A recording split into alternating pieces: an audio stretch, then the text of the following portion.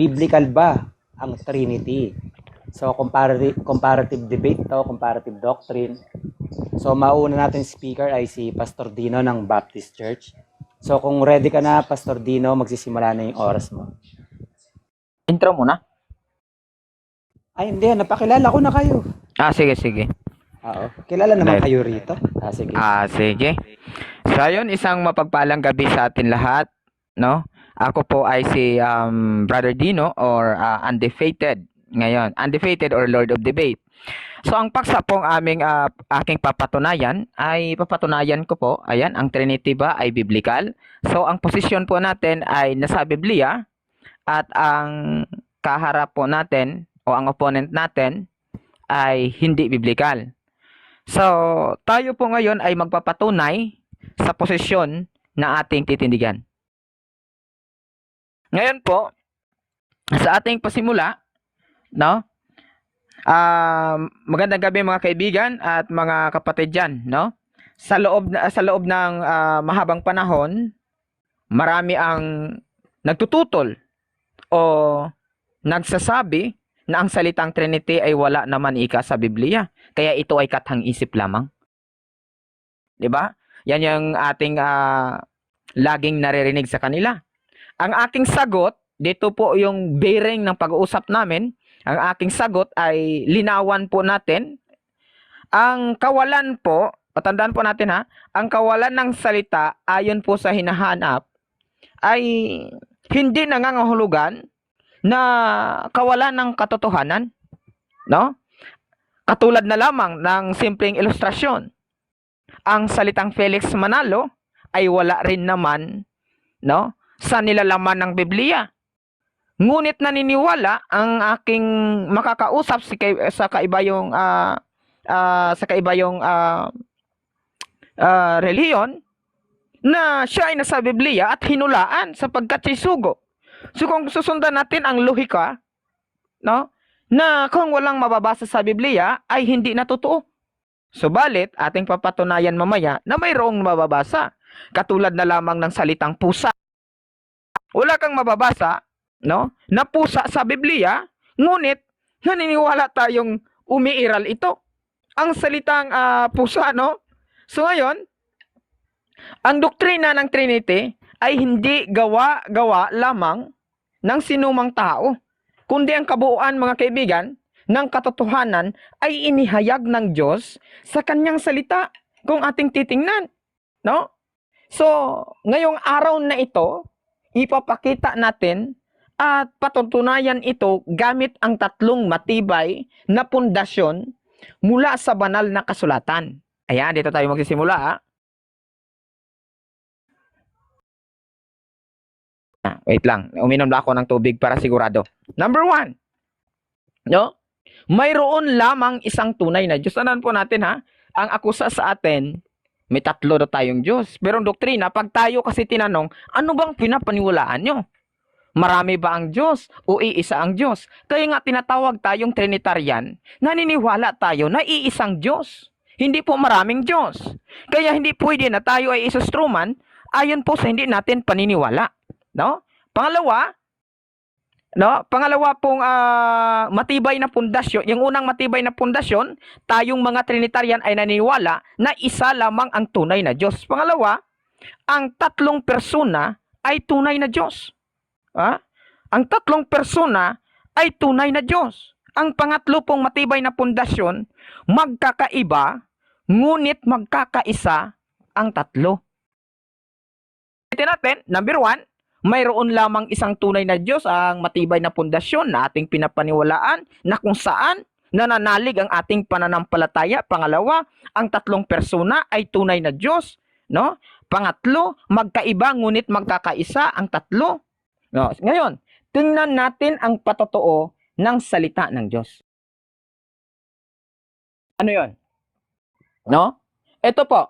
Itong ating pangunahing argumento na gusto natin ipakita sa inyo na number 1, itinuturo ng Biblia na mayroon lamang isang Diyos.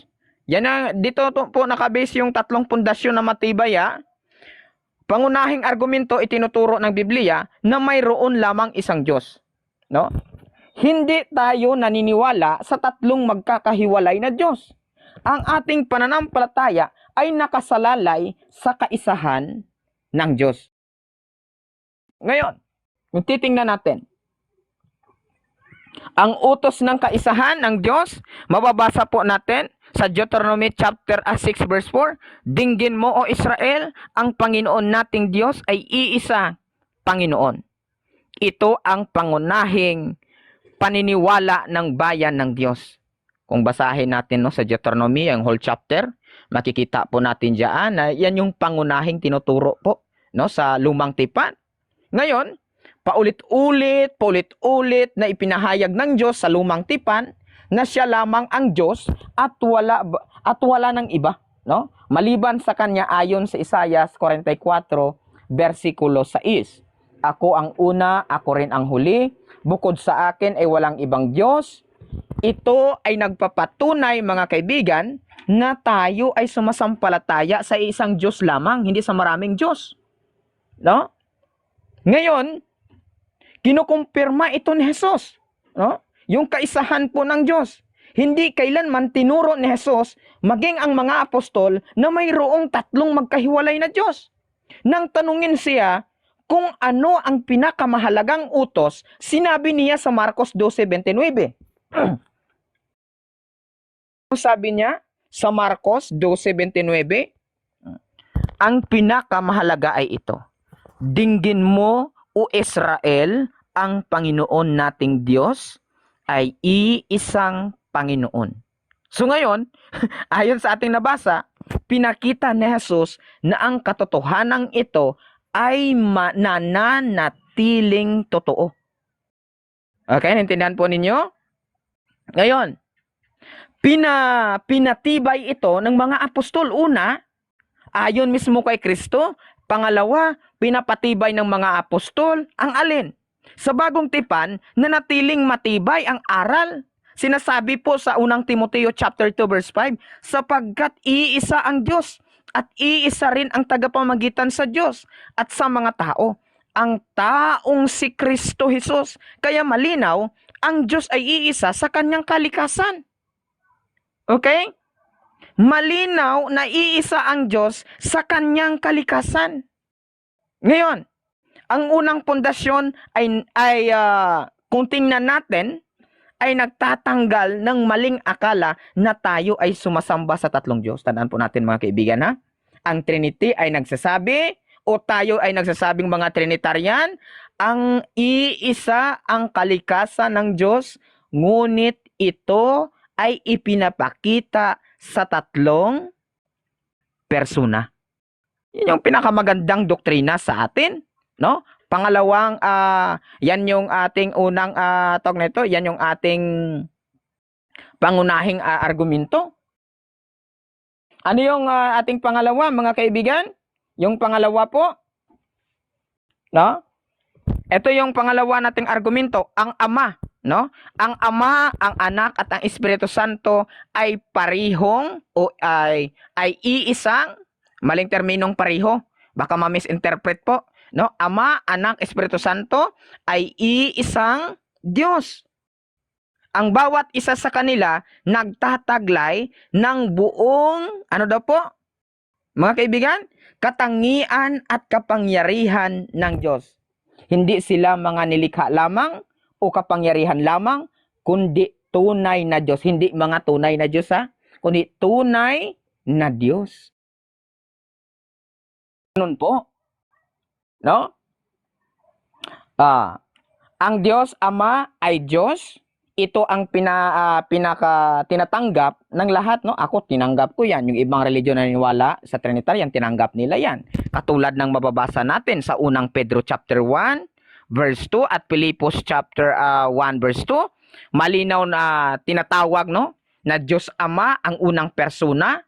Siya ang pinagmulan, sabi? Pinagmulan at pinuno ng lahat. Walang sinuman ang tumatanggi, na ang Ama ay Diyos. Pero wala kang mababasa na ang Ama lamang ang nag-iisang Diyos. Wala kang mababasa. Ito ang madalas, ang Diyos, una, binanggit natin ang Ama ay Diyos sa pagkakilala po. Pangalawa, no? Ang Diyos Anak. So, sino yung Diyos Anak? Yan ay si Kristo. Ito ang madalas na pinagdidibatihan kahit saan po. Malinaw na nakasulat sa kasulatan. Katulad ng mababasa natin sa unang Juan 1:1 hanggang 14. No? Nang pasimula, naroon na ang salita. Diba? At ang salita na yun ay si Kristo kung titingnan natin. At mababasa po natin sa Colossus chapter 2 verse 9.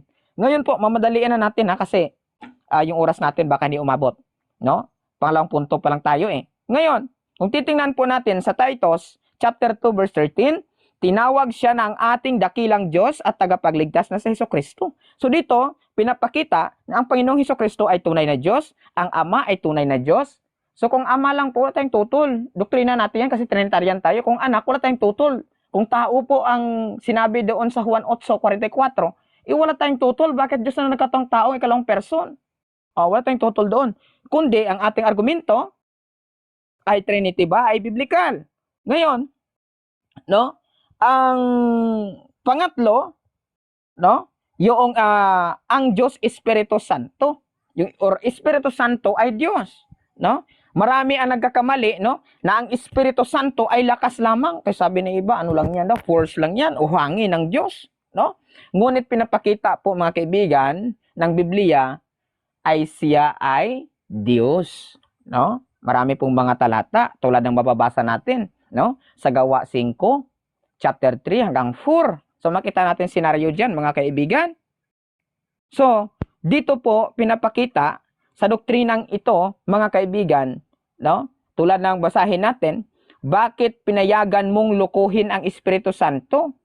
Hindi sa tao, no? Ka nagsinungaling, kundi sa Diyos, no? Ang pagsisinungaling sa Espiritu Santo ay pagsisinungaling sa Diyos. Ayan. So, ayun po, nakikita natin mga kaibigan na, atawag na ito, napakaganda ng ating presentasyon at nagpapakita at hindi po maitanggi, no, na ang Diyos po na pinapaniwalaan natin ay iisa, hindi po marami. Ngayon, yung pangatlong punto natin, mga kaibigan, ito yon. No? Ito yon. Yung una, babasa pa tayo doon sa Gawa din Awit 139 verse 7. Sabi nga po dito po ni David, saan ako makakalayo sa iyong espiritu? Saan ako makakatakas sa iyong presensya? Ang pagiging nasa lahat ng dako ay katangian lamang ng Diyos. So, no? Nakikita po natin. Kaya ang iba po, no? Yung maganda po ang aming talakayan, makinig po kayo para matuto kayo, hindi po manuligsa kung ano pong argumento ng kapwa mo. Kahit sino po dito, comparative study, mag-aral po kayo para matuto tayong lahat, no? Ngayon, argumento pong pangatlo. Ayan. Magkaiba po silang persona, ngunit nagkakaisang layunin. Okay? Magkaiba pong persona, ngunit nagkakaisang layunin. Hindi sila isang persona lamang na nagpalit-palit anyo. Ang Ama ay hindi ang Anak at ang Anak ay hindi ang Espiritu Santo. Ngunit silang tatlo ay iisang Diyos. Mga kaibigan, tandaan po natin doktrina ng Trinitarian ha. Okay? Katulad na lamang ng bautismo ng Panginoong Hesukristo, makikita po natin na nagkasabay po na naroroon. No? Umiiral, magkasabay na naroroon. Sa Matthew chapter 3, verse 16 to 17. No? Hindi ko nababasahin. No? So nakikita natin doon, ang Ama ay nasa langit, yung tinig na yon, yung Anak naman ay binabautismuhan ni Juan, at ang Espiritu Santo po ay napakita po sa kanila. No? Napakita kay Juan, napakita sa Panginoong Hesukristo. Ngayon, dito pa, ang utos naman po, dito po sa Matthew 28:19, no? Ang utos po dito sa bautismo din. So, kung pansinin nyo, iisang pangalan, hindi po sinabi ang tatlong pangalan, kundi iisang pangalan in the name of the Father, of the Son, and the Holy Spirit. So, makita natin mga kaibigan, no? Kaya sabi nyo, kaya't inyong lakbayin ang lahat ng bansa, bautismuhan ninyo sila sa pangalan ng Ama, ng Anak, at ng Espiritu Santo. Pansinin nyo, bautismuhan sila sa pangalan. Hindi po sinabi, bautismuhan sila sa mga pangalan. Okay? Ngayon, kung titingnan natin tulad ng pagbati po ni Pablo, dito po sa unang Korinto chapter 13 verse 14, sabi niya, nawa naway ang biyaya ng Panginoong Hesukristo, ang pag-ibig ng Diyos na Ama, at ang pakipag-isa ng Espiritu Santo ay sumainyo lahat. So, pareho po yung treatment doon sa pagbati ni Apostol Paul. Hindi po sinabi na mas dakila ang pagbati, mas dakila ang ating papuri. Wala pong ganun eh. Mas dakila ang kalagayan ng Ama na pagka-Diyos kaysa kalagayan po ng anak na pagka-Diyos kaysa kalagayan ng Espiritu Santo sa pagka-Diyos. Walang Okay, mababasang ganun. time na po, Alright. time na, Pastor Dino. Yan po, natapos na po yung latag ng ating isang debater. Sir Max, handa ka na ba sa iyong pagtatanong? Sige, sige. Sige, pag ready na po yung, pag nagsimula ka na magtanong, mag-umpisa na yung oras mo. Sabi mo kanina, iisa lamang ang kalikasan ng Diyos. Hindi sila magkakaiba ng kalikasan. Apo. Ano ang kalikasan o likas na kalagayan ng tunay na Diyos? Espiritu o tao? Wala po sa espiritu po or tao ang kalikasan, brother. Ang likas na sinasabi po doon ay God. Sunod na tanong, Apo. yun bang espiritu, likas na kalagayan ba yun? Yes or no? Ano, kung yan ay description mo na likas na kalagayan po ang espiritu, kundi po ang tinutukoy po doon ay pagka-Diyos, yan ang likas na mababasa kasi yung description natin ay Trinity. No? Pagka-Diyos, hindi po yung kanila pong tawag neto. Next question. Pagkakilanlan. Next question. Okay. Sabi mo, ang Diyos, yun ang likas na kalagayan. At ang Espiritu, sabi mo, hindi likas na kalagayan. Ano ang referensya na maibibigay mo na ang Espiritu hindi likas na kalagayan? Mababasa po natin dito po sa John 10:30 Amplified Bible. Ang sabi diyan, I and my Father are one in essence and nature. So, kung tinutukoy po doon ay espiritu po ang nature o kalikasan, edi tao po yung Diyos, hindi espiritu. Which is ang tinutukoy po doon ay pagka-Diyos. Next question. Iiwan ko na po yan. Sunod dun sa binanggit mo kanina na 1 Timothy 2:5. Tama ba sa doktrina ninyo pag sinabing isang Diyos binubuo ng tatlong persona? Tama o mali? Isang Diyos binubuo ng tatlong persona. Mali kung binubuo. Hindi siya binubuo, kundi ang Diyos ay mayroong tatlong persona. Kaya yan yung ating mababasa tulad ng aking paglatag ay napakaganda. Unang punto, pangalawang punto, hanggang pangatlong punto. Next question. Next question. Ang sagot mo, mali na ang isang Diyos ay binubuo ng tatlong persona. At ang sinasabi mo, ang tama, ang isang Diyos. Saglit. Pa-stop nga ng time.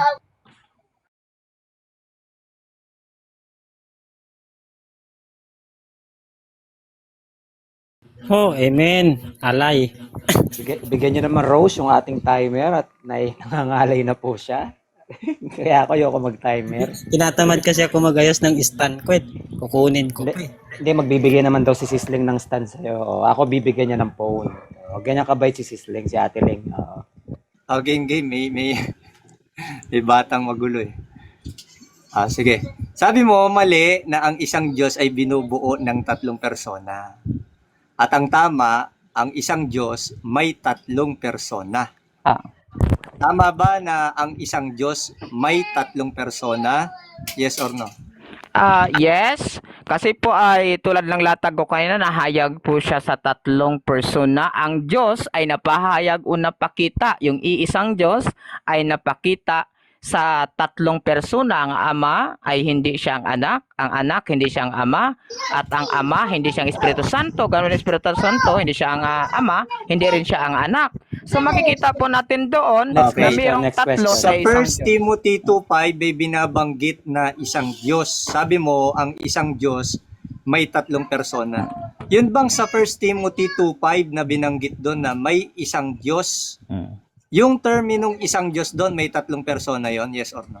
Yes. Bakit po? Kasi tinutukoy po dito or ini-emphasize niya dito yung one God. Tapos ini-emphasize po dito yung pagiging katawang tao ng ating Panginoon si Jesucristo. So, wala pong kontrahan dyan, kaya nakikita po talaga dyan na Godhead Trinity pong in-emphasize ng one God dyan. Next question. Okay, sabi doon sa isang Diyos, yung tagapamagitan, namamagitan sa Diyos at sa tao. Kung yung isang Diyos na yon ay may tatlong persona, kasama doon ang Ama, Anak, Espiritu Santo, sino itong tagapamagitan doon sa isang Diyos na may tatlong persona? Sino yung tagapamagitan yon? Fallacy question. Next question. Fallacy question. Next question. Okay, sunod na tanong. Apo.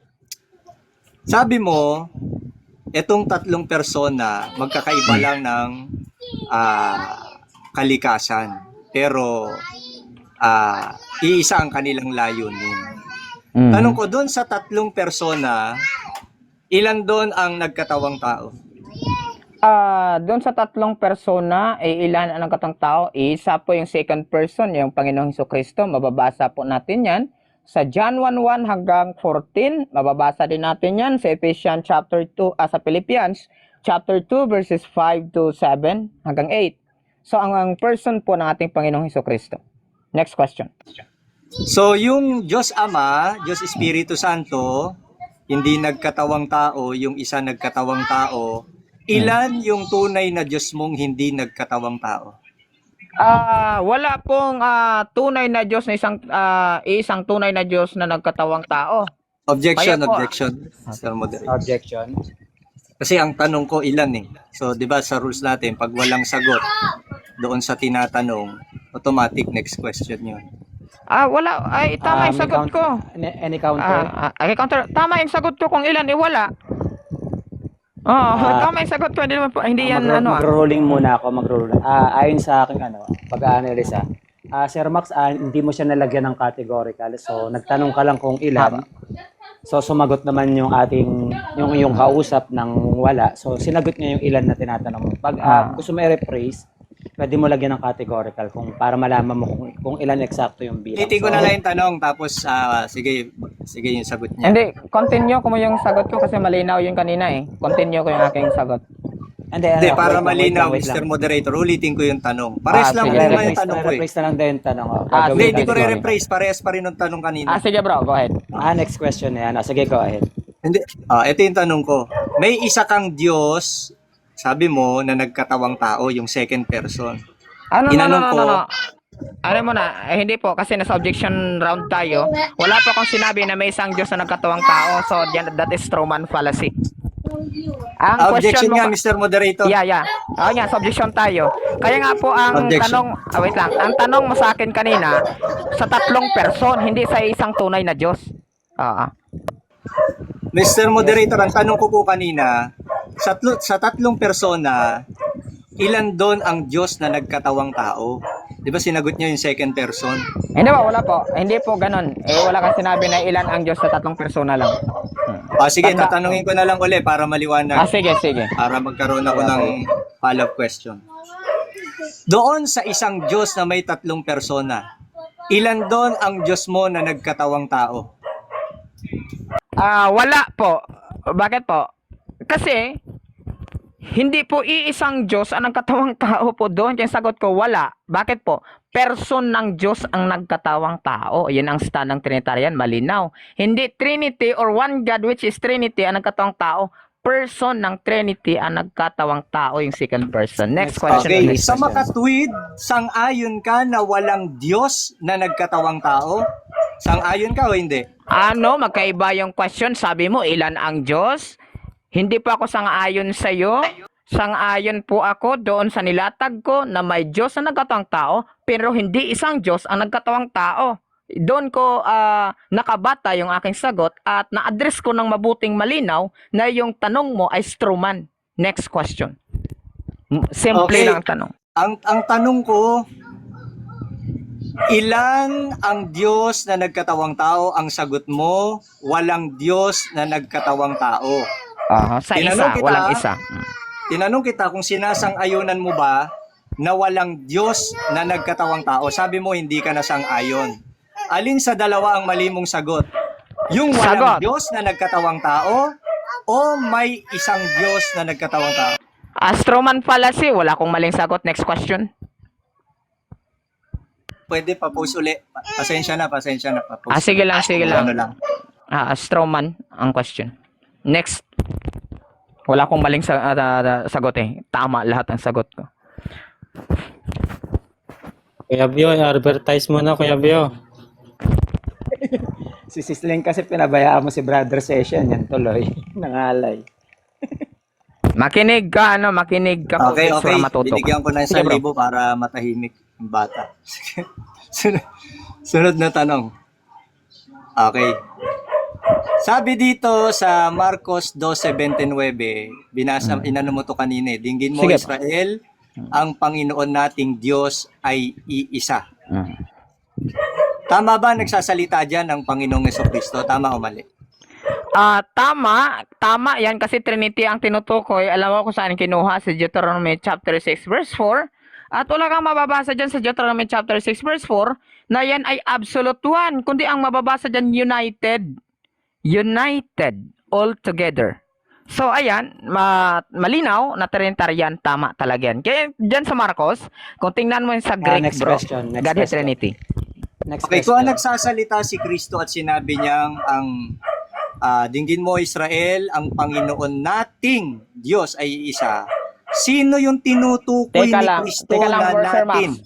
Sir Max, wait lang. I-post mo ng time. Pwede mo ba ma-mute, Bro Berista, yung si Papa P? Kasi ipopost natin sa YouTube, mga mahalay yung bibig. Nakaka-degrade yan sa religious, Yes. I-advertise mo na, advertise. advertise mo na. I-mute mo yan sa comment section. Hindi tama yung bibig niya kasi ipopost natin sa YouTube yan tapos ganyan. Baka pagkamalang Kristiyano din yan, ganun mag... Pangit yan. Ano yan eh. Pangit yan sa kahit saan mang sikta yan makapanood ng ganong bibig ba. Ay, si Beksana. Pamute daw si Papa P sa comment section.